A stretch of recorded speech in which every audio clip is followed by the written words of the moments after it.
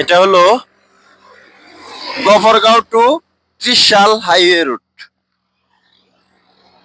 Gafargaon to Trishal highway root.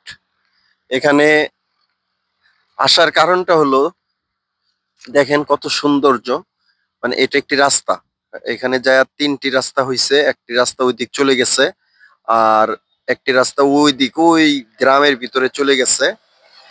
যদিও রাস্তার অবস্থা বেহাল, তারপরেও এই অঞ্চলে প্রায় 10,000 লোক চলাফেরা করে এই রাস্তাটি দিয়ে, আমি শুনতে পেরেছি। আর এখানে দেখেন বক, মানে এই যুগেও বক পাওয়া খুব কঠিন ব্যাপার। এই যে উঠছে, সব উড়ে যাচ্ছে। এখানে মাছ সংরক্ষিত রাখার জন্য নেট, জাল ব্যবহার করেছে, তারপরেও বক কিন্তু প্রতিনিয়ত মাছ খেয়ে যাচ্ছে। দেখেন যতটুকু দেখা যায় শুধু পুকুর আর পুকুর।